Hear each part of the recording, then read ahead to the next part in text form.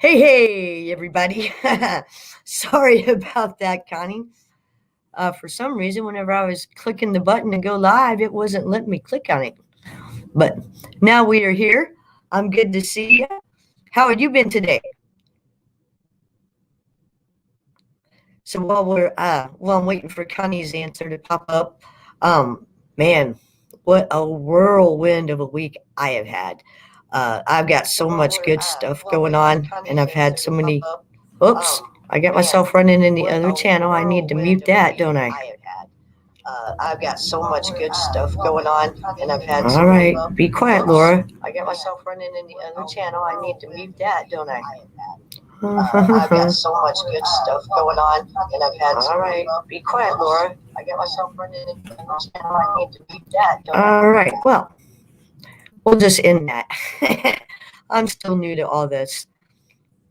Hopefully I can get over here because I do want to have YouTube up on the other screen so that I can hook people up who would like to be a moderator for me. I need to get some moderators set up. I need mods to teach me what I'm doing.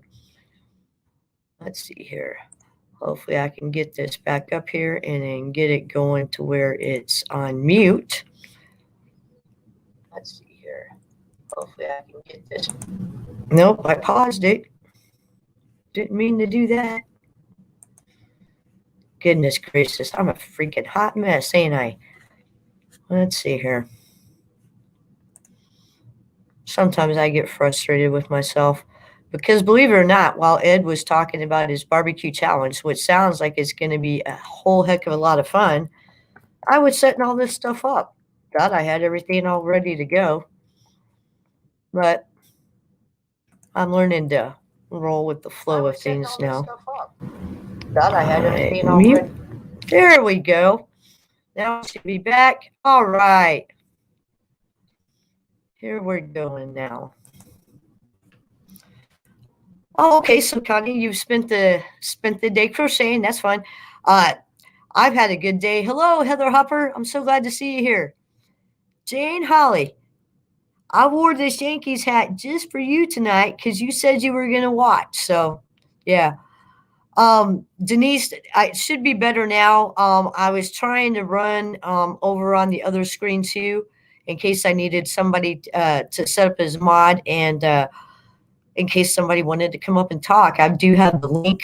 Let's see if I can throw that over in the other one. Let's see here. See, I flopped back to my other screen again. Let's see here. All right. So the link should be in the field now. If anybody would like to hop on. I get you, Connie. That's like me. I'm just learning it all on my own. So, yeah. Well, not all on my own. Mike and Terry have been helping a lot. But they have a family member who's visiting with them tonight. So we're all good. We're hanging out and doing good tonight. Guys, I've had just a flurry of a week, man. I've had so much stuff going on. Yeah, Jane. So much good stuff going on. I really got out into the community, which has made me feel a lot better. You know, just getting out of the house and getting to talk to people again, which unfortunately I'm probably going to have to tone that back down again here pretty quickly because that pandemic word is kind of hopping back up here in our area. But the conversations that I've got to have in the past week are so awesome. I found out that there's a lady who lives just right around the corner from me that I need to go talk to her about some cool old houses. I haven't made it to get to talk to her yet, but yeah, so that's going to be cool. That's going to be coming up this week. Connie, I made a run downtown around the square, which is only about a block away from my house earlier. And I kind of scouted out some locations for the ham and boom sandwich episode that I promised you. So that's going to be fun. Hopefully I wake up tomorrow morning and don't have a whole heck of a lot of rain because I'm going to get out there and get that done. I'm going to be hitting the road. I haven't even talked to Mike and Terry yet they've told me what day I'm supposed to get there, but sometimes I get a little forgetful. So I've got to wrap my head around getting ready to go to Sulphur. So anybody who's watching, who's going to be going to Sulphur, leave me some comments. I have been trying to spend a little bit of extra time with some of the channels that I know that are going to be there. Hey, Sashi, now is not the time for you guys to decide to play chase. I'm telling you right now, Sasha, go get in your kennel. Without knocking over any lights. We don't need any more earthquakes. I taught you how to do this before we came on the air. You can do it. There you go. Get in there, good girl. Oh, that puppy. So yeah, I'm going to be making the ham and boom sandwich episode. Hopefully I can get out there tomorrow morning and do that. I've still got so much. I've got all kinds of stuff that is on the, I've got a lot of little lag. Okay. I have no idea how to fix that. I do hope that you guys can hear me better this time. I did have the big boom mic that's one of these ways behind me. Which way? That way. See, this is why I can't back up a boat trailer. I'll have Terry do it. But so yeah, I was going to try to run the audio through that nice looking boom mic I got back there. But then as soon as, see, this is how new I am to this, to the whole video process. Whenever I plugged in my big mic into the adapter to plug into the side of my Surface Pro, I didn't realize then that I wasn't going to have any sound at all, which I guess I could try that. Let's see what happens. Because I had just unplugged it so I could hear Ed. Let me know if that is making the sound any better. I don't know about the lag again. I'm sorry about that. So yeah, I got to go out, spend some time visiting with people. I've had some good conversations. I've had people calling me up and telling me, different things about some of the cool houses. And so I think I actually even have a big project that's going to be brewing here in the works that will be cool. It'll be way cool. Yeah, because I'm envisioning those historic districts, up the back of the hill and then down into Waynesville itself, and then as far back as my house. Yeah, maybe a little bit further. But yeah. Yeah, I'm so lucky to actually be in this house because I'm right here. I'm in the heart of Waynesville, which is, it's my true love. I've loved Waynesville, and I've been researching the history of this place for a dozen years. So learning where to place everything is kind of cool. Connie, yeah, I do too. I'm not really good at using my mirrors. I'm one of those ones that has to, look back this way. Sometimes I do. Actually, my nephew, we went to a cemetery when we made our run down to southeast Missouri. It was called the Greenbrier Zephyr Cemetery, and I had to back out and then around the corner to get back down to the main road. So I went from doing this number to just having the door open and my hand here and looking out this way. Am I doing all right, Kyle? You got me? You're not going to give me that ditch, are you, buddy? And, yeah, I should have just trusted him. But yeah, so lots of good things going on. And I want to welcome Denise. I'm not sure if I said hi since you popped in. Who else am I missing? Okay, well, I've got everybody. Denise has been a big part of some of the cool things that we're talking about. So that's going to be super, super awesome. Get that building loved on a little bit more. And where I'm at with all the historic buildings, because, the whole premise of the WaynesVegas story is about all the changes that took place in Waynesville and Pulaski County once the military decided to open Fort Leonard Wood. So, this does all tie back into each other, and learning all these different things about the buildings, being able to love on them a little bit, because, when you look back at it, it's everybody's history, looking at the courthouse, today, man, what a beautiful old building that is. Denise, thank you for being the curator of that and loving on her, because she's like the proudest building we have downtown. She's awesome. Yeah, I'm glad to hear that you and Mike are excited. So, yeah, just, whenever I was looking at that old building, I got to thinking about, the different people that have been in and out of that building since 1903, including our warriors. So if you have, a grandpa or an uncle, a great uncle, that came through Fort Leonard back in the day is, maybe a lot of war brides. There was a lot of ladies who came to this area as their soldier, their drafted soldier was getting ready to go across the oceans to fight for us and protect of us. And, their love story, that's the marriage, the wedding is a huge point of any love story. So when you think about how many couples they got married in that courthouse over the years, wow! I mean, it just touched my heart. It kind of, yeah. Hi, Lisa. So good to see you. I'm glad you're here. Yeah, I was just bragging on the old courthouse a little bit. Oh, yeah. One of the things, Connie, if I remember right, I think you are going to Sulphur, right? I think so. For anybody who's going to be going to Sulphur, even if we don't have anybody in the room right now who's going, the Courthouse Museum, we have some T-shirts that we're going to be able to give away down there because I don't have my own merch yet. I did a short run on some T-shirts and just to kind of gauge interest, see how things would go.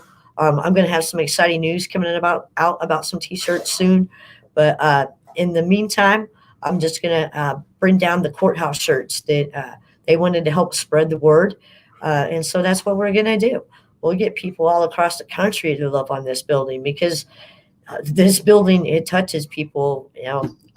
There's probably not a continent that hasn't been touched some way by Waynesville being, the launching pad for so many military careers. And God only knows where all of our soldiers went to after their careers. Yeah, Connie, I was hoping that you were going to get to be there. Kind of bombed. That's all right. We're going to get to meet up at some point. Yeah, it's going to be cool. Oh, yes, Denise, you bring up a really, really valid point. Yeah, the other side of love was there too. Not that I want to take away from the romanticism, but, life happened in that courthouse day in and day out, for generations. From 1903, they were still conducting business in that courthouse whenever I was in high school. As a matter of fact, one of my teachers, Lou Hardman, she's the former mayor of town. You probably heard me talking up her book last week. She was a school teacher, one of my school teachers whenever I was in high school. And I believe it was a social studies type class. Ludes, I'm sorry, I've forgotten the name of the class, but the lessons, they stuck with me. But one of the things that we had to do was we had to go through the process of going down to the courthouse and applying for a wedding license so that we kind of, that our teachers made sure that they taught us about real life situations whenever I was in school. So that was something that we were learning. Oh, hi, Cheryl. I am so glad to see you. Yeah, Cheryl's not with us tonight because she is working on redoing her store down on Route 66 in downtown Waynesville there, the Eclectic Originals store. So anybody who's cruising through Route 66 in Waynesville, make sure that you stop in there and see Cheryl. Hopefully I won't get too far off the track tonight without my choo-choo to bring me back. So that'll be cool. But yes, Connie, we are. Oh, and Denise, thanks for popping that out there. 1903 to 1989, and I graduated in 1989. Lisa, Mrs. Long may have taught that class, but it might have been just a little bit before or after my time. I'm not sure. I had the class where Ludes took us down to the courthouse, and we just got I can't remember how we got paired up back in that day, but I had a little bit of a different experience with it because back then, in a small town like this, people like me, because I am gay, we didn't exist. So I took away a little bit something different from that experience, but it was a good lesson to learn. I'm thankful for the experience because it was one of the few opportunities that I actually had to go into the courthouse when that courthouse was still in operation and see how it worked. I did go in there for some of you locals, just a little story. One of the first things that, actually it was the first car that I bought was let's see here. That one was a 1978.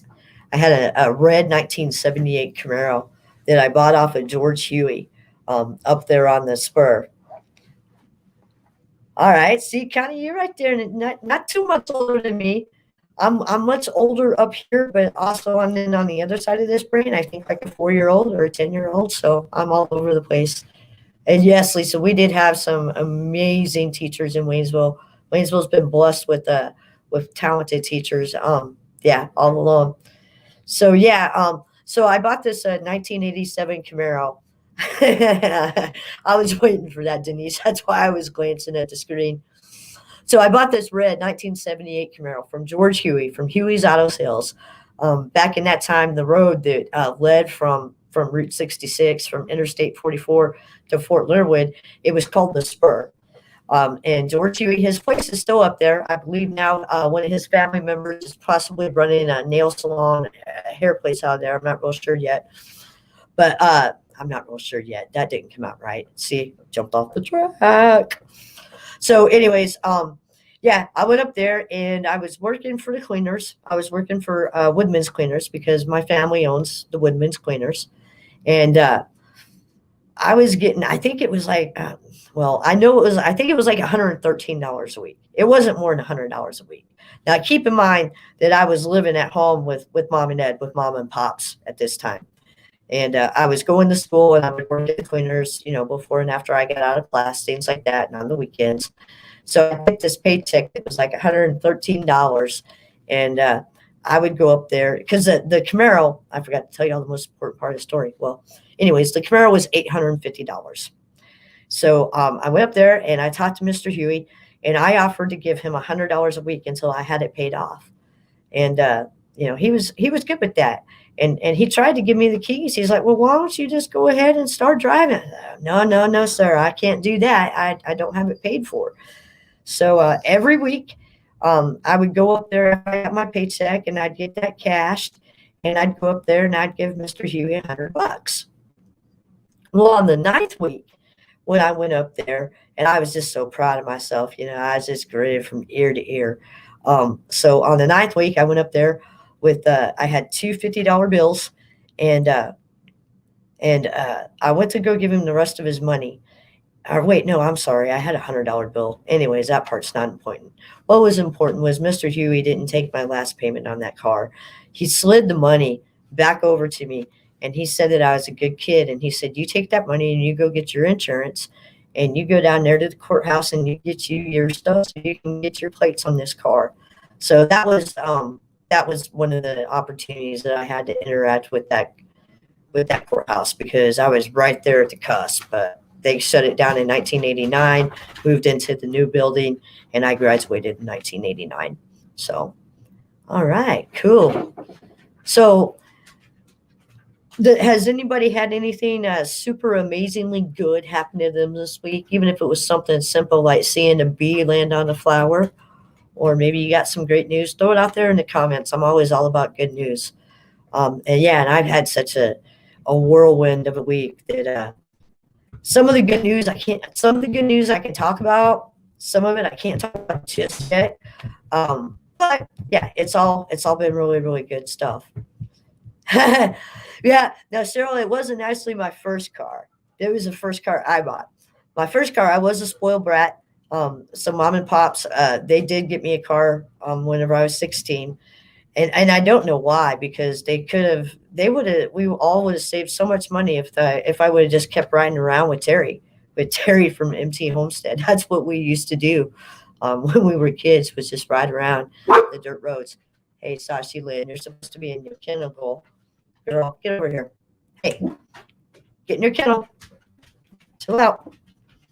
So yeah, would have saved a lot of gas money if I would have just kept riding around with Terry all those years. But no, the first car was a Pontiac. I don't even remember what the name of it was, but it was a car that Pops rescued out of the it had been in a friends of his house out in their back 40, and they'd actually been putting square hay bales in it. This was back when square hay bales were still a big thing, and they were loading that little Pontiac car up with square hay bales and letting the cattle graze off that hay. So and those boys, they did it with love. They all worked together to rescue that car from me out of this hayfield that, still had all the straw in it. There was still straw in it whenever whenever I got done with it too. I was terrible at that car. It was an automatic, or no, excuse me, it was a standard. I just don't have that skill set, or at least I didn't whenever I was 16. I still don't. I can drive a standard now, but like you'll never catch me in Branson or Eureka Springs, any place with hills. Mm-mm. Like even the drive through at the Wendy's in Rolla. Nope, I won't drive a standard through there. But yes, yes, absolutely. So, Connie, you started another project. Was that your crocheting project? Is that what you're working on? So let me know in the comments. And yeah, Lisa, you're right. Cruising was a good thing back in the time. Back when I was growing up, everybody like hung out at Sonic, and we drive it down around the dirt roads. And yeah, Denise, I was glad that I got to spend some time with you today. Yeah, you guys have got some new stuff getting ready to go on. I tell you what, it seems like right now it's kind of weird in the world that I'm living in right now. I don't want to talk about the pandemic word too awful much, but it seems like life is kind of like moving along right here. And so the economy, it seems to me, it seems that it's kind of rushing back a little bit. I think part of that might be revenge travel is what they're calling it.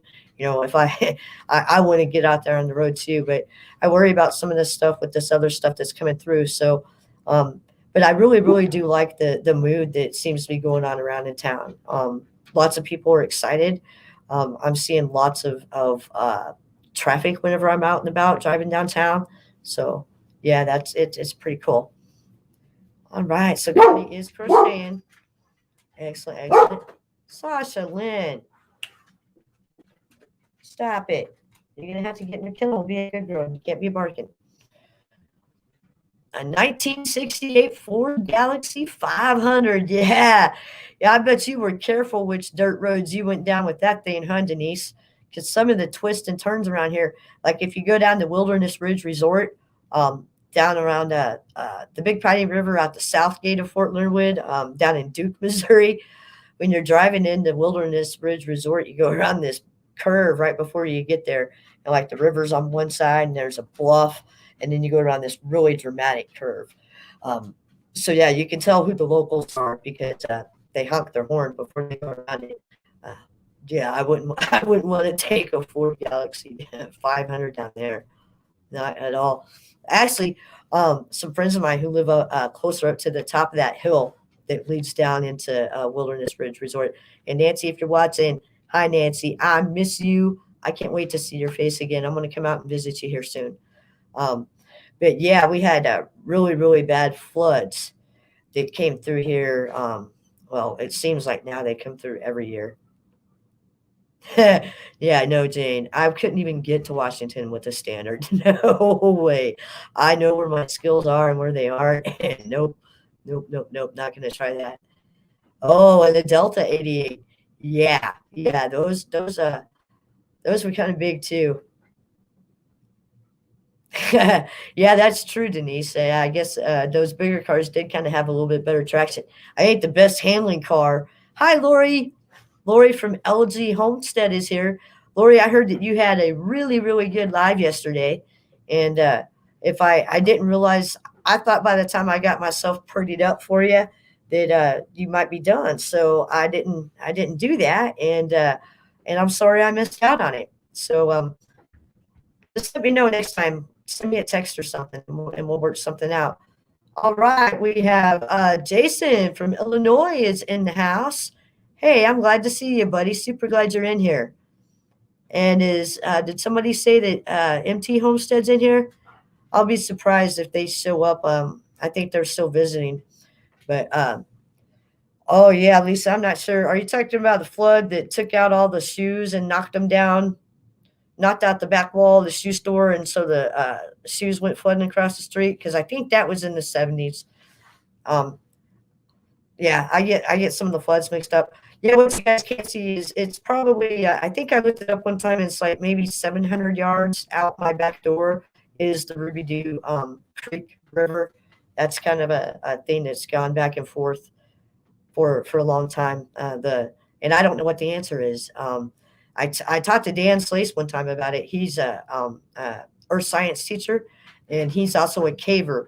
He's got a book out that you can find in some of the local shops around here, and it's called the Roaring Ruby Dew. And he actually talks about it.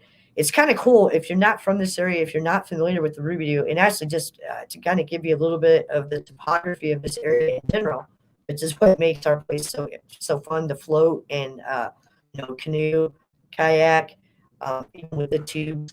But our rivers, they don't run south; they run north. And then the Ruby Dew, it actually has a section not too far from me, just probably 5-6 miles downstream, maybe a little bit further. And especially during the summertime, this time of year, I'll have to go out and get some video of it. But the creek bed, the water in the creek bed actually disappears, and the river runs underground. There was an old story like back in the 1900s when I think his name was Governor Hayden. He was, I might have his name wrong, but he was one of the first guys who was really taking things seriously in the state of Missouri, and he's the one who actually established our state parks. But that guy, he was a real character. Maybe it was Governor Hyde. I can't remember. But anyways, he was a real character, and he was a real, swarthy outdoors kind of guy. And oh, you going, Jane? Well, hey, thanks for popping in. I sure do appreciate you. You send me a Boston hat, and I still won't wear it. I love you, lady. Thanks for coming by. But next time, I might not torture you with it. So yeah, so the governor and this guy from his office that I'm assuming also might have had like some camera equipment or something with them.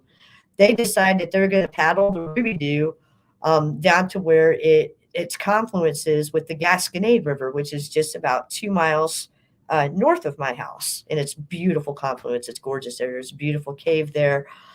Don't trespass in the cave, guys. If you want to go in the cave, you need to get in touch with Ruby Dew Grotto. All right? Don't go in the cave, not without permission. Otherwise, they're going to end up putting a gate up there, and that's going to be ugly. So don't go in the cave. Anyways, so so Governor Hyde was canoeing down the Ruby Dew to the Gasconade, and he got to one point, and the river's just gone, and they're like, well, I mean, there's nothing for him. Oh, I got my oar back there. I don't know if you can see it. But anyways, there's nothing for them to paddle because the water's gone. It's went underground. And so they're kind of sitting there in that canoe, and they're, well, what do we do now? Well, then some old boy came, chugging down the road in an old pickup truck, and he looked out at those old boys. He had no idea it was the governor out there, of course. And he looked out at those old two boys, and they're literally, there's no water. And he looks at him and he says, well, do you all boys need some help? And the governor kind of stands up in his canoe a little bit. He goes, I don't know where the water went. Where did the water go? And so that was the beginning of the differentiation between the creek and river. And yes, that old boy got the governor and his crew back to town. Got him back up here to the Ruby Dew Spring, which is just a little bit south of my house. It's beautiful. It's gorgeous. If you're cruising Route 66 in Missouri, if you really, really want to experience the Ozarks, make sure you do not miss Devil's Elbow, and make sure that you hit the big spring in Waynesville, the Ruby Dew Spring, especially if you're coming through in summertime. It's just a great experience. Roll down your windows in your car, get all hot and sweaty, and then go dive into that spring. There are signs that say that you should not jump off the wall. I always encourage you to follow the rules on the signs. I won't encourage you to do anything that you shouldn't do. All right. Well, so Cyril came off with a funny. Oh, hold on just a second. Let me scroll back up there.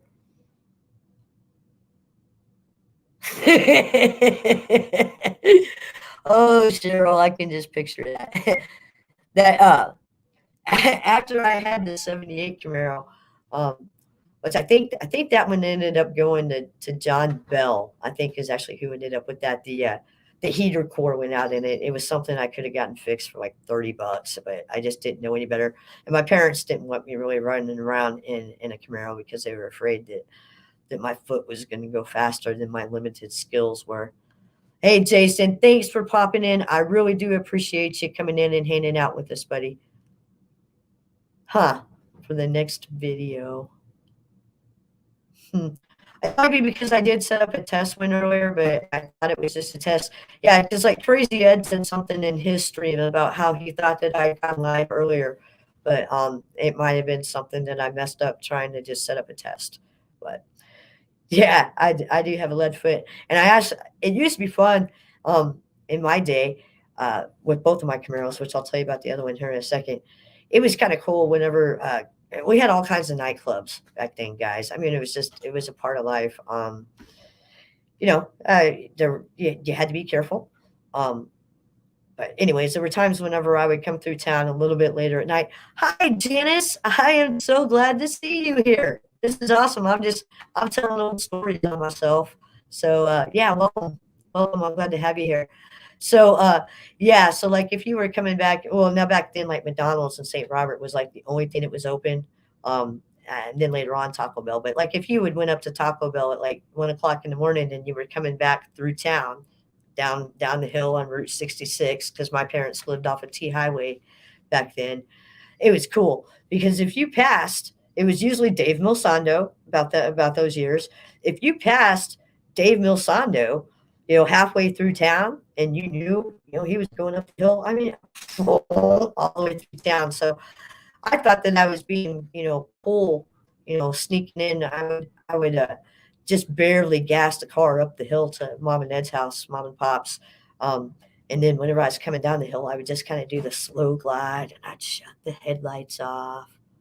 Oh, okay. I see what you mean now, Connie.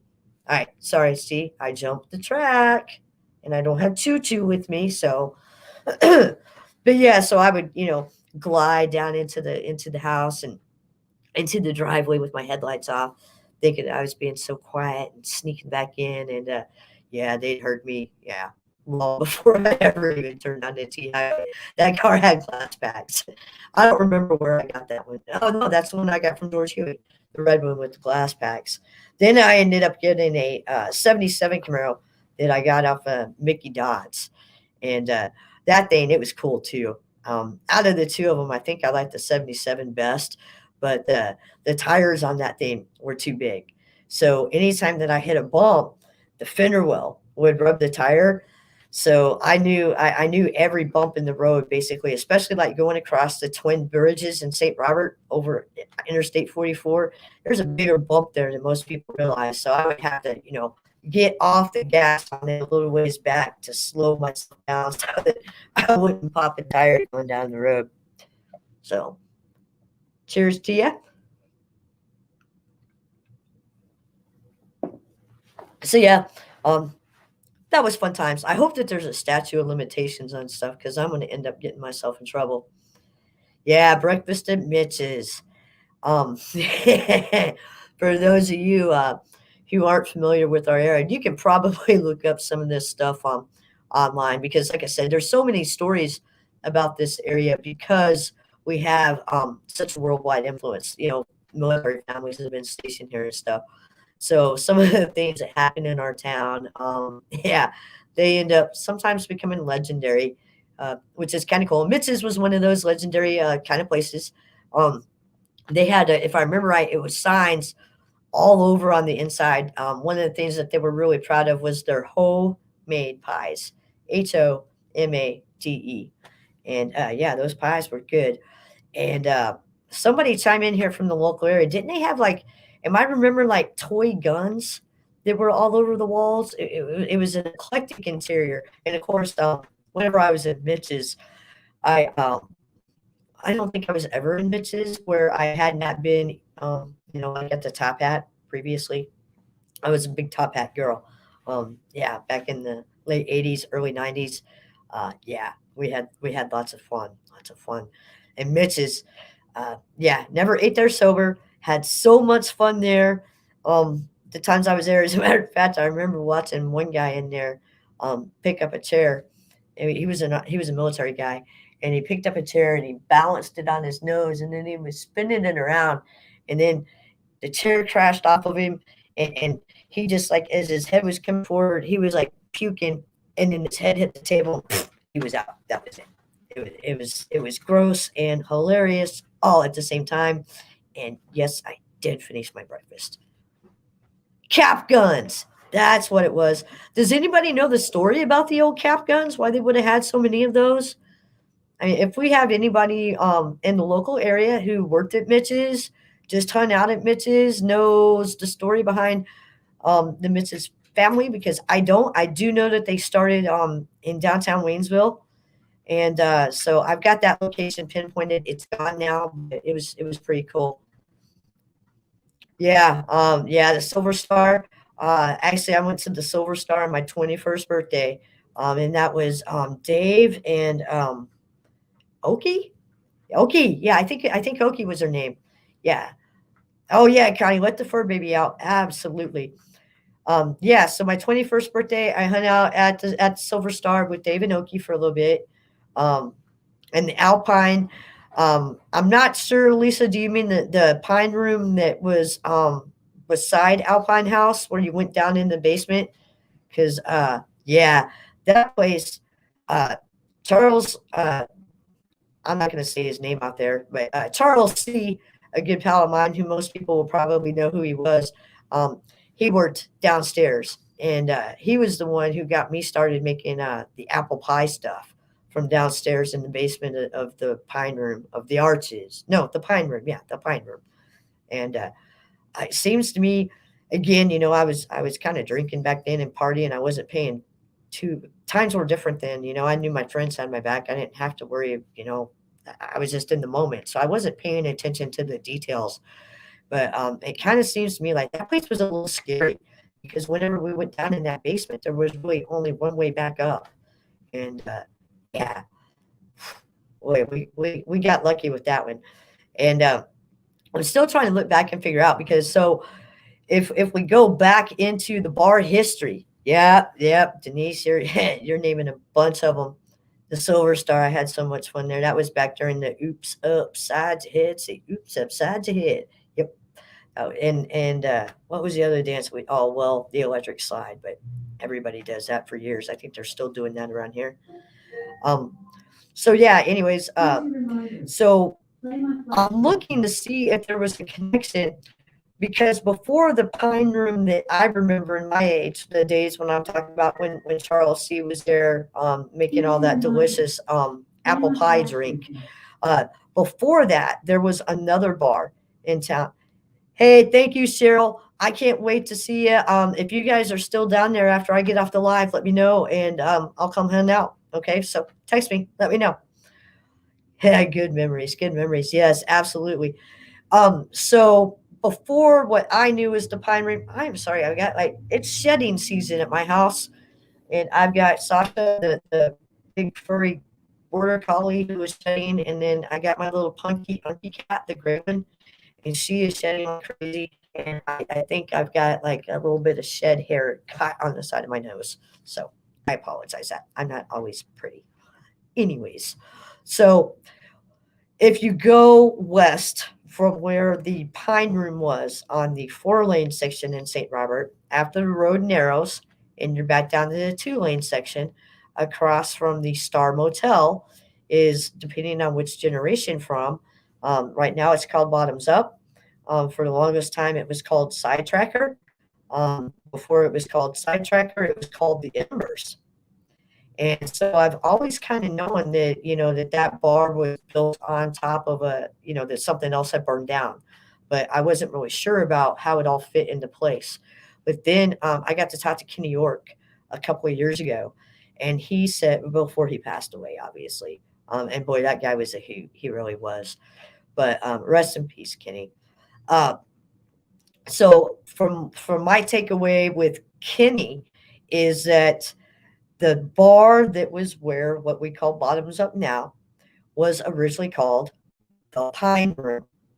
Okay, and so I guess Kenny and oh, good night, Heather. Thank you so much for coming in here. I appreciate you guys. Appreciate it so very, very, very much. What later became the Alpine House, my friend's mom. Yeah. Okay, so that's the 921 Club. All right, that's going to help out a lot. I appreciate that. I appreciate that very much. So yeah, so what Kenny York was telling me was that I guess he was in a band back whenever that original first Pine Room was, and they had finished playing for the night, but they were going to be playing the next night. And so he left, the band left all their gear there because I can tell you from running around with Cricket Alley and Anna Powers, Becky Powers, Kimmy Collier, guitar player Joe. I've carried around a lot of music gear before, and it's easy. If you're playing the same venue 2 nights in a row, if you got a good venue where you can just leave your stuff, yeah, you leave your stuff. So Kenny York did that at the Pine Room, the original Pine Room, and that unfortunately was the night that it burnt down, and he lost his favorite guitar in that fire. So I am looking for if anybody knows of the connection between the Pine Room that burnt down, where Sidetracker Bottoms Up is now, between that and then the other bar that was called the Pine Room that Janice is talking about, that at one point in time was the 921 Club. Um, was there any connection between that? I don't really know. And yeah, Janice, I'd be really, really super interested in talking to you a little bit more. Hey, while we are talking history, I can throw out a link if anybody would like to pop up in here with me. I think we've only got 3 people in the room right now, which is all right. But I can throw out a link if anybody's got their webcam on. If you wanna come up in the room, let me throw this link out. I gotta move it over to the other screen real quick. So if I disappear, I'll be right back. Bum, bum, bum, bum. All right. And hopefully we will have a link pop up here in just a second. I believe. There we go. So if anybody would like to pop in on the live, feel free to kick that link and then let me know so that I can invite you up from the basement because I'm still learning all that terminology. Um, so yeah, that was a great story from Kenny York, and I'm hoping to be able to tie that back together. I know that there's some bars out there that I'm missing the histories of, but I have worked a lot in a lot of the old houses of prostitution. I do have those figured out, and I'm going to be building a WaynesVegas tour coming up soon. I haven't really decided if I want to just like go ahead and throw that out there as I don't know. I'm at I do have to start generating revenue from all this stuff, which is hard for me because I get so excited about the things that I learn and the things that I uncover. I just want to go out and tell the whole world about it. But I'm getting older. Right now, I will be starting a new job here in a little bit. But some of the stuff that's happened since the pandemic's really made me start thinking about things in a different light. That you know. Nothing is guaranteed. So yeah, I am thinking, I don't know, I might throw it out in a brochure and kind of do it the way that the Waynesville walking tour brochure was done. I don't know. I might try to do it as just I'm not. Uh, I've gotten a lot older here in the last couple of years, but yeah, and I'm definitely, my heart. I'm still in my 20s. Yeah, and it's ironic because right now I'm actually in the best shape that I've been in I don't know, probably 5 6 years, and I just like when I take off running. It's like woohoo, but yeah, I can't one step on that knee, I will fall forward, and yeah, that would be ugly. So it's a challenge, you know, but we all go through it. 50, 51. We're all lucky. I mean, at heart, we're all still young. Age is nothing but a number. I try not to let anything slow me down. 62. Look at now. See that now this is how you know when you got good people in the room with you. When everybody's willing to just throw out their age right there. I appreciate the heck out of it. This is fun. Yeah. So, what was some of the other places? Oh, there really was, and I'm still trying to track down the location of it, but there really was a bar in St. Robert because you remember back in the day, Waynesville, everybody just thought that St. Robert, everything was Waynesville. Um, and so that's how they referred to it. So a lot of times when they're referring to like some of the houses of prostitution and some of the places where there was gambling going on and things like that, the newspapers just say Waynesville. When in reality, a lot of them were along the spur leading in Fort Lewis, which is obviously, St. Robert at that parts of it were unincorporated from time to time. But anyways, so but yeah, at one point in time there was a bar up in the St. Robert area, as far as I've been able to track it down, and it was called Little Las Vegas. So if anybody's kind of wondering how far back does the Wayne's Vegas nickname go, it goes back to before that. Um, I keep on trying to find references. I don't. I would love nothing better to find a Wayne Vegas reference, either in an old letter or on the back of a postcard that somebody wrote before they sent it off to their family back home before they took off. Um, yeah, I would like to find that in writing. But yeah, so there really was a bar that was called Little Las Vegas, and so that was a play on the Wayne's Vegas nickname. So um, Jackie's Bar. Uh, Jackie's Bar. Well, let me see if I can remember some of the history about this. So Jackie Dickerson owned the 7-Eleven Club, which was up in St. Robert, in the area. Well, the building is still standing. As you come through the stoplights at St. Robert's at the main intersection with what we call the spur that goes to Fort Leonard and Y Highway. If you go through that first stoplight and you're heading west on Route 66 towards Springfield, that would have been it's uh, about 2 blocks down. It's past Lynch's, and over on the right, you can kind of see an older block house or block building, and then there's a newer aluminum building behind it. That was Jackie. That was the 7-Eleven Club, and Jackie Dickerson started that in 1971. Oh, Lisa, see, I did not know that, but thank you, because now that gives me a lead. Roberta Morris, man, she was a trip. What an interesting lady. Oh man, she had some business brains going on. She was another one of those people that maybe just didn't get the respect that she actually deserved. Yeah, she had a lot to bring to the table, and some people I feel kind of ignored that a little bit. But yeah, so thanks for telling me that, Lisa, because I'll delve back into that a little bit more. Yeah, the bullpen and the dugout. Yep. I used to hang out there. Actually, Anna Powers. She used to. She. Hi, Archie. Archie Cats decided to jump up here. Yeah, Andy Powers used to work up at the bullpen there for a while, so I spent some time hanging out there with them. Yeah, Spunky. That was the perfect description of Roberta Morris. That's a great description. I'm hoping that her place doesn't tumble down up there.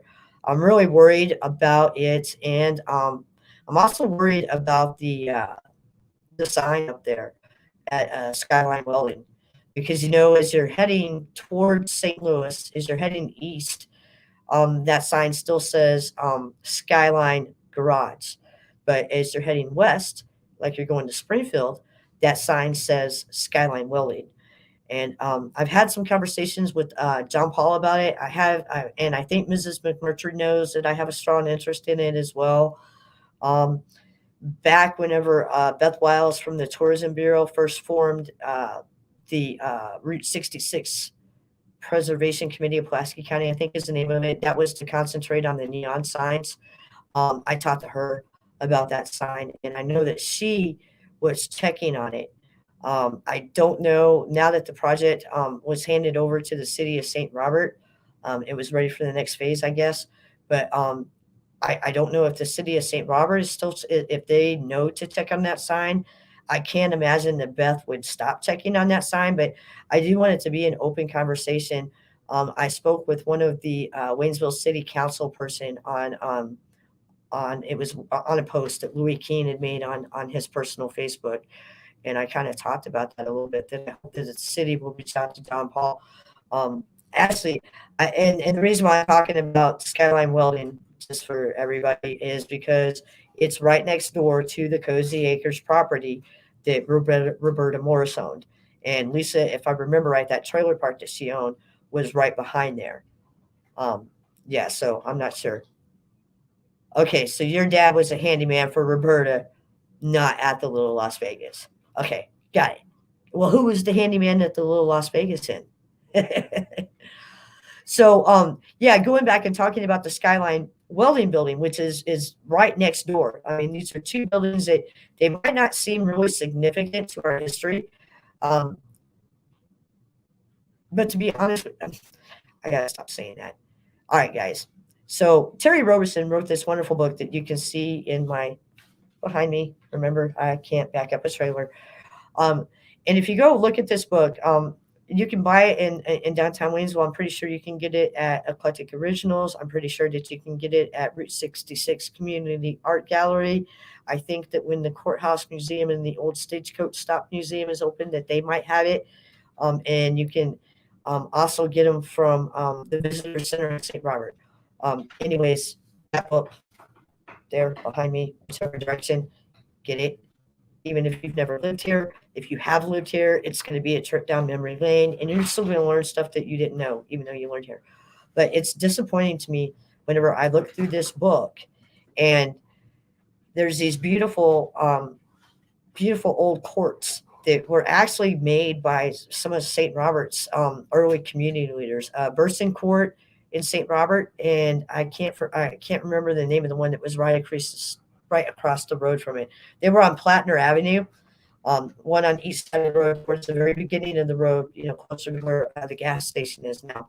But Terry just wrote about those in that book, and just to got them added onto the updated version of the Downtown Six driving tour, and then the very next time I cruise back through there, they're gone, and I just sat there in the road and cried. They were both gone, and that's a shame. It is such a shame. We could have done something super, super cool with those buildings, but we have a lack of communication in our area, and that's kind of something I'm wanting to help change. I want to talk about these buildings, and I want us all to love on these buildings. Um, Whenever we love on the buildings, when we talk about the stories, even though we have such a transient community and have had such a transient community since Fort Leonard came to town, we all share this town and we all share these buildings. So I'm going to keep loving on these buildings. I'm going to keep talking about them. To me, the reason why Skyline Welding is so important is because whenever Skyline Welding was first built as Skyline Garage, I had a conversation with, I believe she was a granddaughter. It's probably been 10 years or so ago that we talked on Facebook. So if you're out there, if you ever get to see this video, please hit me up. Let me know. But she was explaining to me, and she had pictures. I'll have to go back and look. They might be on the Pulaski County Museum and Historical Society page. I think is where they ended up because I was maintaining that page back then. Thank you so much, Lisa. I appreciate you too. Yeah, thank you so much. And speaking of the Historical Society, I appreciate those folks. I appreciate everybody at the old Stagecoach stop. These are the folks that have been loving on these buildings long before I ever even thought about it. And they've shown me that once you get the community to rally behind the buildings and the love on those buildings, that then everybody, loves the building. I see it every year downtown during Christmas when we have Christmas on the square. All those families that love the old stagecoach stop, and it's because Maxine Farnham and some others back in the day, they knew that it needed to be saved. They knew it was going to be important to our story, and it is a tourism draw. So is the museum, the Courthouse Museum. They are tourism draws. Without those, we wouldn't get some of those big buses that the tourism bureau sends down the hill because there wouldn't be anything for those people to do. I know right now it's probably a little tough for them to manage time with people downtown because I know the stagecoach stop is open again by appointment. I think that the courthouse is going to hold off on that for the season so that they can do some other stuff inside. But yeah, anyways, so Skyline Garage. Whenever it was highly modernized. The floors in this building, they were poured where there's like heating elements underneath them. Let me kind of scoot up here a little bit more because now you guys can see my hands. I talk with my hands a lot, and you can't see me when I've got them down here. Hey, Heather, I'm glad you're back. I hope. Yes, we have a lot of history in the Waynesville area, Lisa, that's for sure. So yeah, whenever they first laid that floor down there in the Skyline Garage building, it's underneath that floor is built-in heating elements. I mean, that was just like super duper modern back in its time. That meant that those boys could work in that garage year round, probably 24/7, because at that point in time, I'm sure it was whenever, we've had our ebbs and flows. Um, Life in Waynesville was very, kind of straight line. And then Route 66 came in and we kind of peaked. And then Waynesville came in and we kind of peaked. And then we kind of leveled off a little bit. And then things dropped after World War I, or excuse me, World War II, when the base was temporarily closed. And then Korea War came. And so we kind of went on the rise again. So we've had some ebbs and flows. I'm hoping that we're getting ready to move the whole community into a little bit more of an ebb, and that we can, I don't know, I'd like to see us, not peak and drop, but I'd like to see us, keep climbing and even get steady, but higher than where we are now. So yeah, that Skyline garage building, I think it would be a super, super cool place. You know, if you're familiar with Route 66, any of the roadies, they'll all tell you that they loved Bob's Gasoline Alley, which was a little bit east of Cuba, Missouri on Route 66. Unfortunately, Bob, he's passed away. I believe a lot of his stuff got auctioned off, and I think, different collectors. I don't know how he did it, but anyways, I don't believe the collection is whole anymore. But if we got somebody who's been collecting that old garage and gas station memorabilia, man, there's a lot of work that needs to be done in that Skyline garage building. It really does, because I believe that maybe something where they had that heating element underneath. I think that that's kind of created a little bit of some problems in there. So I'm not saying it's going to be turnkey or nothing like that, to where you can walk in there, but yeah, I can see it being a Route 66 museum. I can see it being a visitor center. I can see it being all kinds of cool stuff. So let me just take a quick drink of my Coca-Cola here. Social, everybody. If anybody remember the old top hat days when we all used to stand up and go, social? And then I was always the one who fell down because I'm a klutz. Anyways, social. So yeah, we got love on these buildings down here. We really, really do. Uh, it's just going to make people realize the value of the buildings, the history that we have. It's all about conversations. And so hopefully those of you who are watching from the local area here tonight, which I think is probably the majority of you, which I'm very happy to see you guys here. I appreciate you making that transition from Facebook over to YouTube. I think this is a little bit personal. At some point I'll be throwing out the links, and once everybody gets a little bit more comfortable, we'll start having people in here, on the same screen, talking about the history together, which will be interesting and fun. Well, hey there, Lisa. How are you? I spent some time on your channel the other day, and I had so much fun. Lisa, I'm super interested in the backstory of that too, because there was a couple who either owned it or were managing it, and then there was something weird because it's just one little blurb. And whenever I go back and I read the newspaper articles, it seems like the article that I click on that I'm wanting to read, it seems like the best stuff is always just. See, I've learned now to kind of scroll just around that immediate area, because that's where I find the good stuff, and that's how I came up with the newspaper article about the Little Las Vegas Club. And what it was something about the people who owned it, or who managed it, because if we're, I don't know. I'm not making any accusations against anybody. I don't think anything ever came out of it, but it was something to do with illegal gambling going on in there.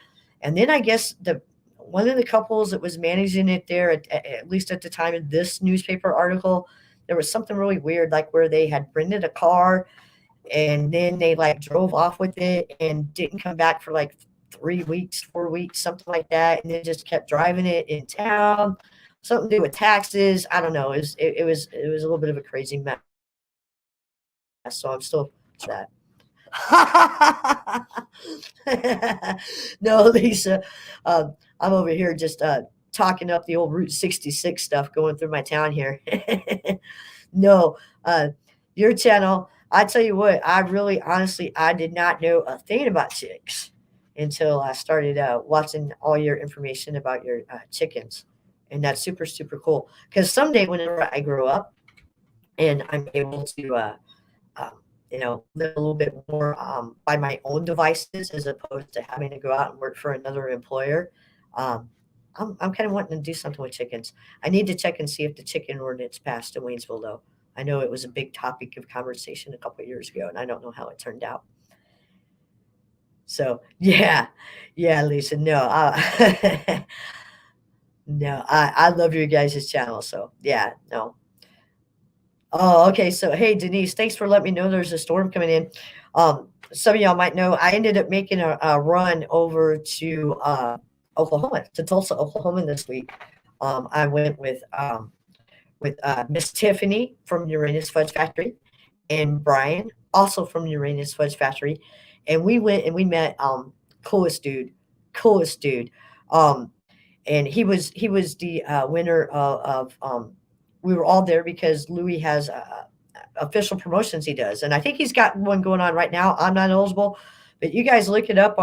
Go to Uranus Fudge Factory online, look it up. I think there's a code you can text, and he gives away big money from time to time. I know he was rooting for Gary to win the other day, and Gary, he didn't get the big money, and you could just see the look of disappointment in Louis' eyes. They didn't win. But so, anyways, got to go up to Tulsa, hang out with them, met the coolest dude, Roger. He was super cool, and rode back. Got to hang out and do a little bit, a couple things. Saw some neat Route 66 stuff on the way back with Tiffany and Brian. So that was super awesome. So that's been going on this week. I'm getting ready to go to Sulphur, Oklahoma. I'll be leaving one day this week. So that's going to be cool. I'm going down for the YouTube. So I have Lisa, I have a lot of my local people that are in the room with us tonight. And then I've had some of my YouTubers popping in and out because some of this material might bore you a little bit. But I am going to come back with some cool stuff here too. Yes, Lisa, I do need. I got to check the ordinance though, because since I have announced that I'm running for presiding commissioner of Pulaski County, I definitely don't want to do anything to go afoul of any regulations. Did you see what I did there? Every once in a while, I'm pretty punny. So, yeah, I'm going down to Sulphur. That's going to be awesome. I'm going to be hanging out with Mike and Terry of MC Homestead. Those of you who have known me my whole life, you know that me and Terry have been running around dirt roads together our whole life. Been best friends forever. So, and I adore her husband too. So, going to be hanging out with them, and I might even be bringing out. So, I've talked a little bit about how I'm going to do the funny skit downtown, where I'm going to go into a building and try to be funny. Yeah. So the character that is going to be responsible for doing that funny bit in downtown Waynesville, I think that that character might pop up at Mike and Terry's homestead or MT homestead this week. So we'll just kind of have to see how that goes. I got my coveralls, not my coveralls. Coveralls keep you warm in the wintertime. Overalls. I got my overalls, and I'm hoping to find a straw hat, and I'm going to have a little character named Cousin Ada Irene, named after one of my grandmothers. And she's kind of in the spirit. I've got a picture of my grandpa Cato's grandma, and she helped raise my grandpa from the time he was a little boy. Oh, Lisa, I thank you so much. Lisa Masters, I thank you for your vote. And Lisa from Yogi Hollow Farm, I wish you could vote too, but shh, we don't want to bring up any allegations. No, I'm kidding. Just having you guys show up here, that's a vote of confidence for me. So I love that. So yeah. So my grandpa Cato, whenever he was born, I think it was just a couple of years later. Whenever his baby sister was born, his mother passed away, and so we don't really know a lot about her, but his grandmother helped raise him, and I cannot think of her first name at the moment. I'm sorry. I'm sorry, Granny. But I've got this wonderful picture of her wherever she is. She's sitting out at the old homestead, which was still standing until just a couple months ago, I guess. I wasn't supposed to say that on camera. Mom, if you're watching, I'm sorry. Give me a call and we'll talk about it in person. Anyways, so see, choo choo, off the track I went. Where was I even at? Oh, I'm talking about Grandma. So yeah, there's this picture of her sitting on the homestead, and she's kicked back, and she doesn't have any shoes on her feet, and she doesn't have any teeth in, but you can just tell, and she's worn and haggard. She raised a whole mess of kids. But I just love that picture of her, and so that kind of gave me a little bit of an idea into I don't know who she was, and I'm going to channel part of that into Ada Irene, cousin Ada Irene, who is just going to take over empty homestead whenever I'm there. They know she's coming though, so that'd be cool. Yeah, Lisa, but all my Lisas, you guys are going to have to watch this. Yeah, it's going to be fun. Oh yeah, yeah, and Lisas were very, very popular in the class of '88 because I graduated in '89, but I ended up hanging out with the class of '87 a lot more. That was the class that Terry was in. So I don't know. All the cool kids were in the class of '87. Oh, and all the cool kids were in the class of '89 too. But I don't know. I ended up going. I was doing a thing whenever I went to high school, where I don't even remember what it was called, but I would actually go to school. I only went to school for the first semester, I think it was. Yeah, and out of that first semester, I only went a half a day. So I would go in for like 3 hours in the morning, and then I would leave there, and then I'd go work for the family business, either at Cinderella Cleaners or at Woodman's Cleaners.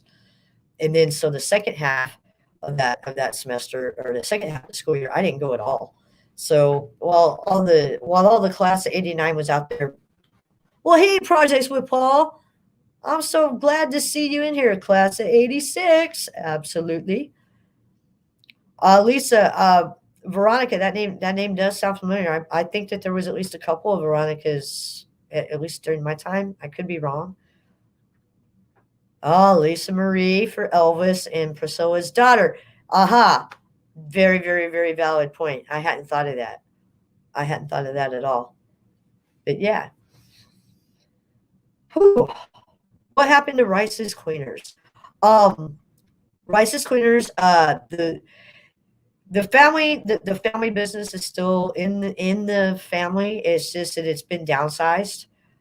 Whenever, yeah, Veronica Minwasser. Yes, I do remember her. Absolutely.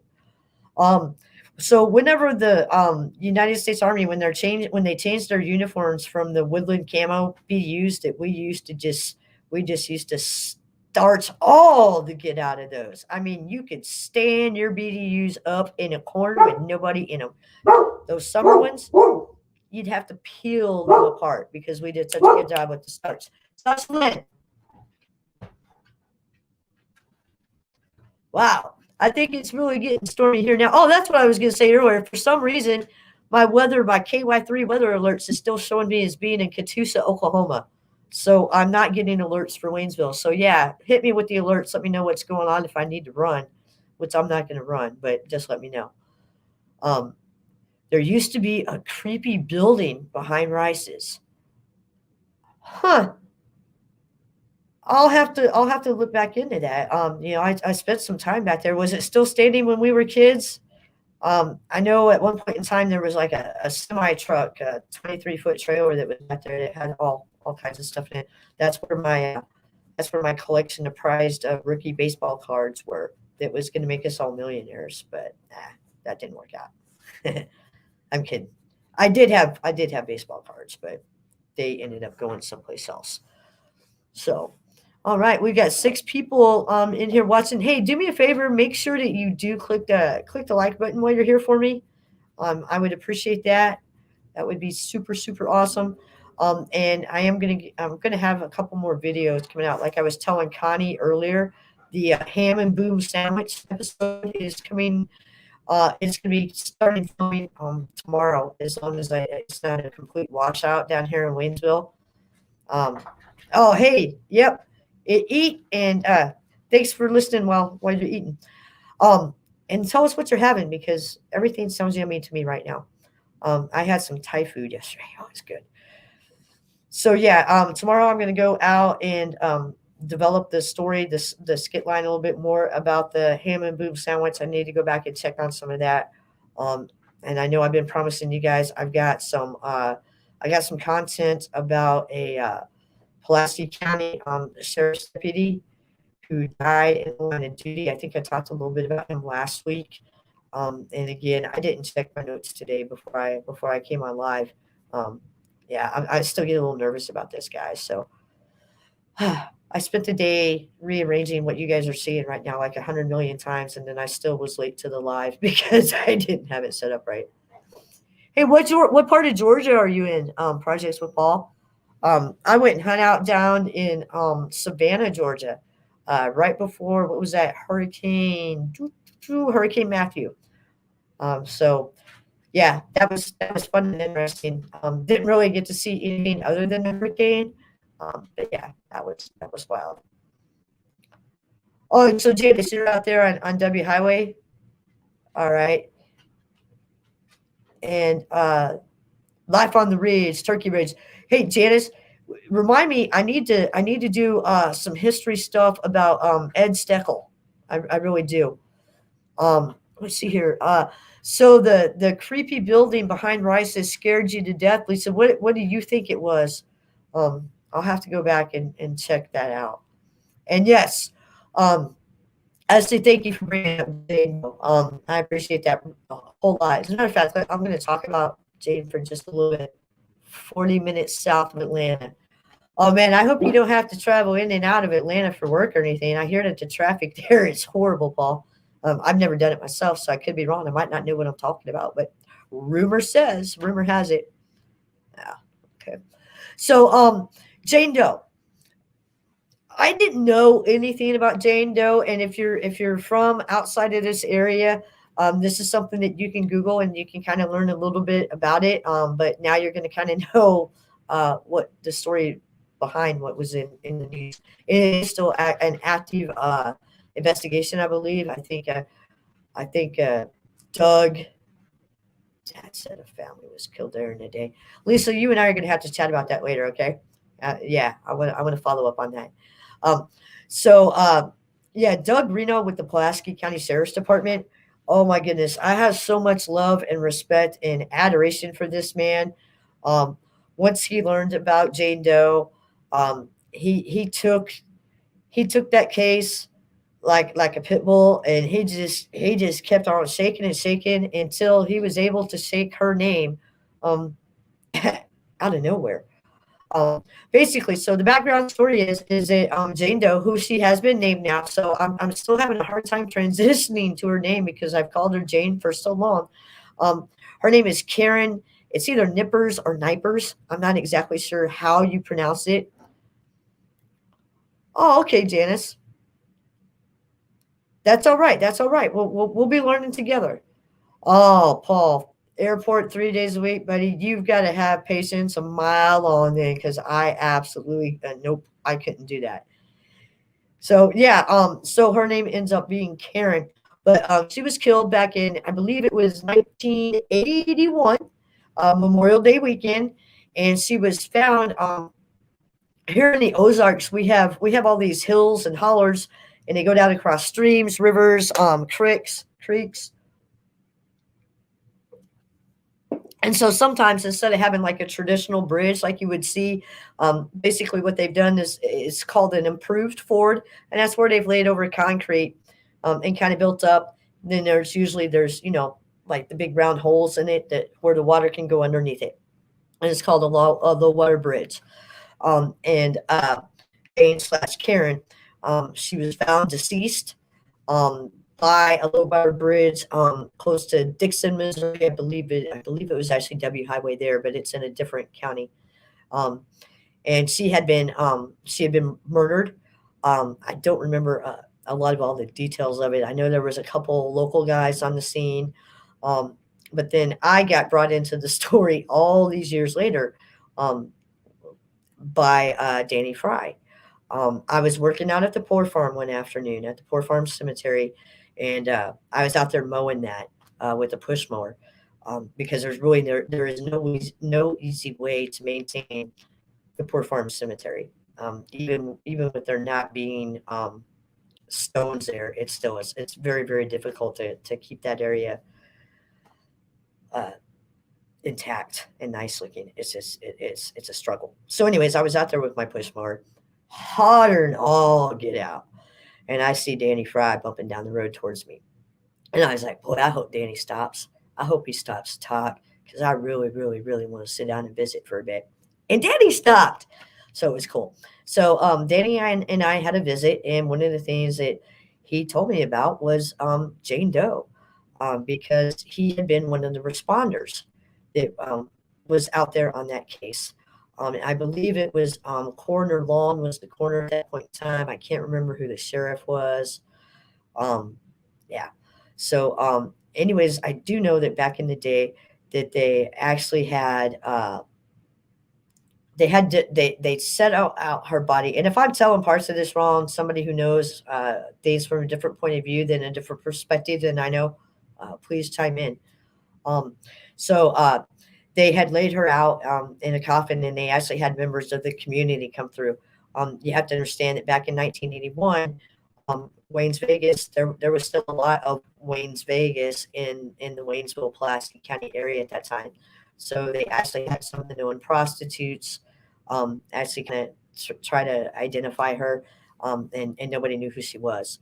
And that Danny never gave up on her. Danny Fry never, ever, ever gave up on her. What as far as finding out what her name was. Danny told me that he used to go up there and leave flowers on her grave at Memorial Day. Um, and he kind of handed the torch to me. And he said, "Well, you have a lot of people who are listening to you about the history now." And he said, there's not really been a anyways, I had some people who were listening to me at that point in time. And so I started digging around and found out some of the stuff about her. And, I confirmed that the facts that I had, what was out there. And yeah, and started a crusade for her not to be forgotten. Started a crusade for her to get her name back, and that's exactly how it turned out. Yeah, that was cool. I'm really really sad that Danny Fry wasn't here when her name was revealed, but I believe that Danny Fry and Jane Doe had already. I believe they already met in heaven. I think Danny got the answer before I did. Um, but yeah, kudos, so much love and appreciation to Doug Reno and the Pulaski County Sheriff's Department for tracking that. I believe it's still an open case. They ended up doing some really neat new technology with DNA to be able to find out who Karen was. They went through. They exhumed her body, and they got DNA from it, and then uh, a genealogist who does like forensic genealogy might be what it's called. I'm not sure, but she was able to go back through, and then they found that she did have a relative, so they were able to name her. That was awesome. Now, hopefully they'll be able to find who did it and get them successfully prosecuted. I'd like to see that before I'm gone. And if I'm not, I'll pass that torch off to somebody else. We're not going to let Jane's story be forgotten. That's one we're going to hand down from the generations. And yes, Lisa, talking about the murder of Dorothy Greer in the cave. Again, every time that we're going to talk about the Crocker Cave, the Waynesville Cave, depending on which direction you're coming from, I'm going to remind everybody that cave is no trespassing. Do not trespass. If you want to go in the cave, which you should want to go in the cave because that cave is awesome. It's cool, but it's also very very dangerous, and it also is home to lots of different critters that we need. And so we need to make sure that the cave doesn't get overexposed and harm the wildlife that's in there. And right now, we're really, really lucky that the person who owns the cave, he's really, really big on protecting the bats and the other cave life in there. So if you want to go in the cave, contact Ruby Doo Grotto. If you do not know how to contact Ruby Doo Grotto, they have a Facebook page, and you can probably get in touch with the Tourism Bureau to get some more information. I was a founding member of it, but I've stepped back away from it. But yeah, well, yeah, and Lisa, yeah, Dorothy was a really sweet person. I've heard lots of stories about her. Um, yeah, and whenever we were younger, should we have trespassed in that stuff? No, but it was a little bit of a different time whenever we were growing up, and the community still, you know, I don't know. I don't want to get into all the semantics of that, but yeah, yeah, yeah. It's actually kind of steep up there too.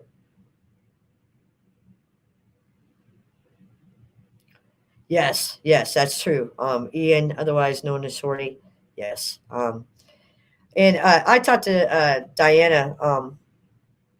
Uh, oh my goodness, now I have forgotten Diana Morris down at the Victory Pub.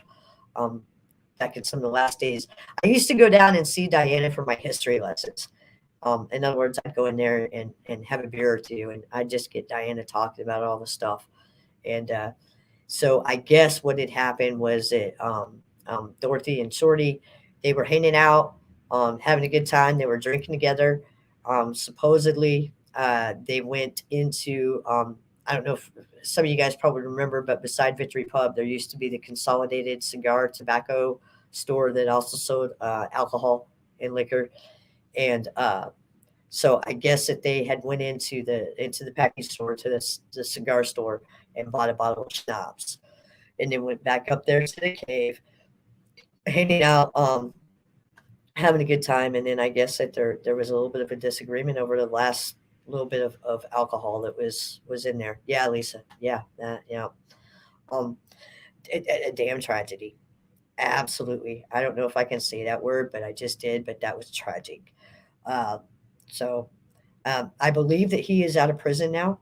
I and he served the sentence that his peers uh, sentenced him to for the murder. So yeah, his debt to society is paid now. He did what his peers requested him to, not requested, what they demanded that he do to pay retribution for that. And yeah, kind of a touchy subject. Yeah, that was kind of tough for me because I was actually hanging out with the generation of people where I had one of his relatives and one of her relatives, and we were all friends, and so it was always kind of awkward whenever that would come up in our circle, and it's a little awkward for me right now.